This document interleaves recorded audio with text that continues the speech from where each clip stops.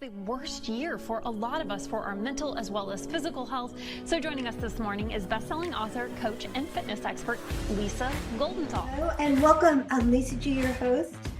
You're at the top of your game, yet the game is changing faster than ever. Strategies that got you here aren't the ones that'll keep you here. The pressure is relentless, and the fear of obsolescence looms large. That's why I'm here. Welcome to the new podcast series, Disrupted: How to Be Gritty and Unlock Performance. This is your chance where I sit down with today's tops in business, mindset, wellness, and success to help you master disruption and thrive. Thanks for coming, and I'll see you soon.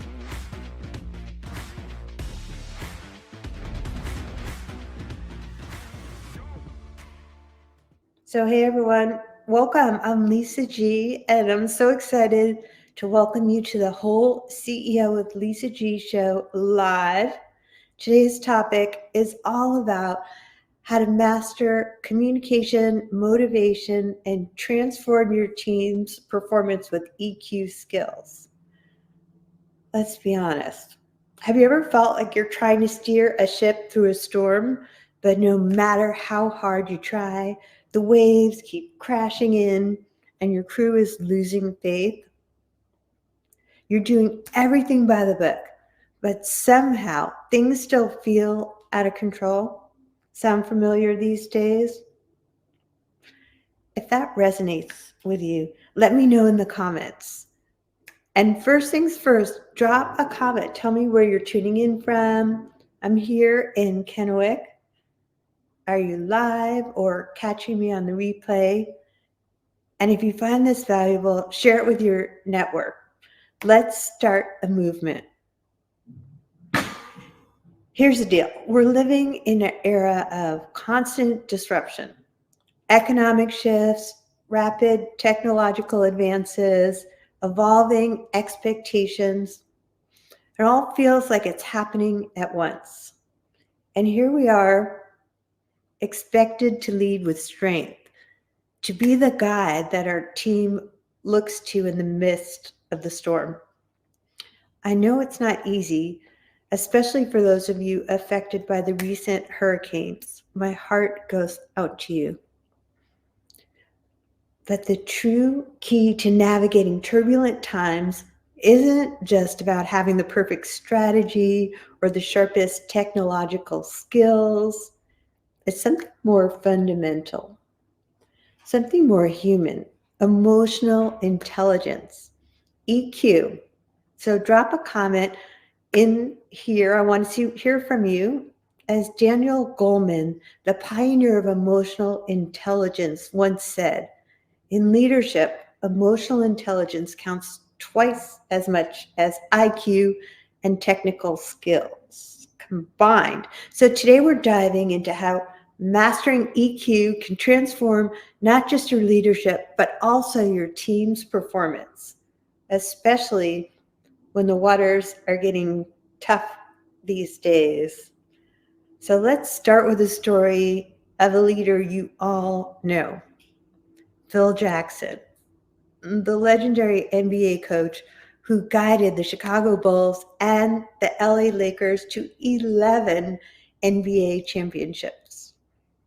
But what's fascinating isn't just his tactical genius on the court, it's how he used emotional intelligence to motivate some of the most talented yet challenging personalities in sports at the time.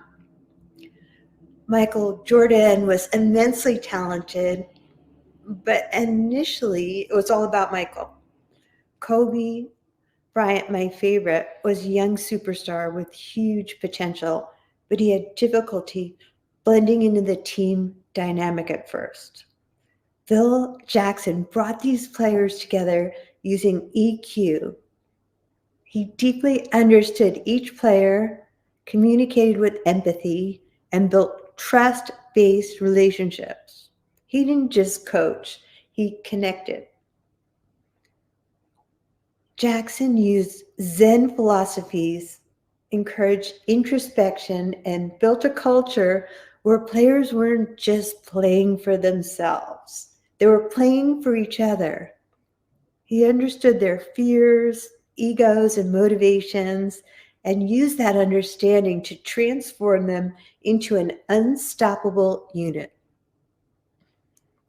Phil Jackson's success wasn't just about plays and tactics. It was about understanding human dynamics, fostering trust, and connecting emotionally. That's the power of EQ.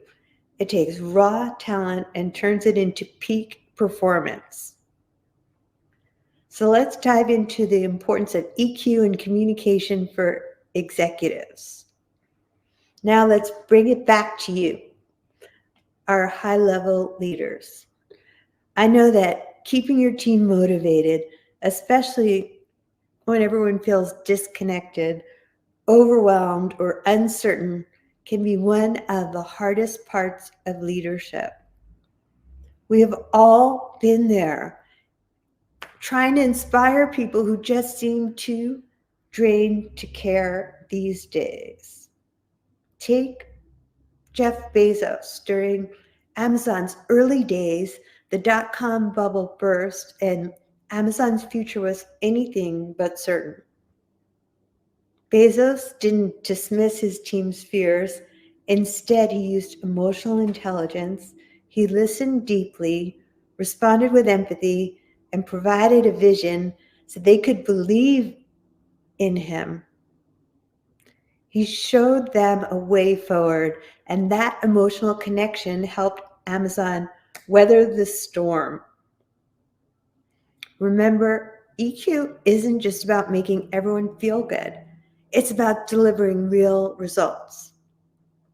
I want to hear from you. Let me know your thoughts. Leaders who connect emotionally with their teams create an environment where people thrive, even when everything is so uncertain. My favorite Maya Angelou quote said, "People will forget what you said, people will forget what you did, but people will never forget how you made them feel." If you want your team to follow you through thick and thin, they need to feel valued, understood, and inspired. So let's jump into my 3 practical steps for developing EQ and motivating teams. With number 1, active listening. I know we've all heard about active listening, but are we really practicing it? It means listening not just with your ears, but also with your eyes and your heart. Are you truly understanding what your team is saying, and more importantly, what they're not saying? Satya Nadella transformed Microsoft's culture by doing just that. He listened actively, empathized, and responded thoughtfully. That took Microsoft from being stagnant to one of the most empathetic and successful cultures in tech. And number 2, respond, don't react. In times of uncertainty, knee-jerk reactions are natural, but a true leader's strength is in their response. Think about Barack Obama. He was famous for his calm demeanor under immense pressure. He would pause, assess, and then respond in a way that fostered trust and collaboration. Mastering that pause, understanding emotions at play, and responding with intention is the mark of a great leader. And finally, number 3, celebrate small wins. When times are tough, we often forget to celebrate, but those small wins keep your team motivated. Richard Branson is a master at this. He goes out of his way to acknowledge even the smallest contributions. This builds loyalty, commitment, and a culture of high performance. Celebrating wins isn't just about a pat on the back.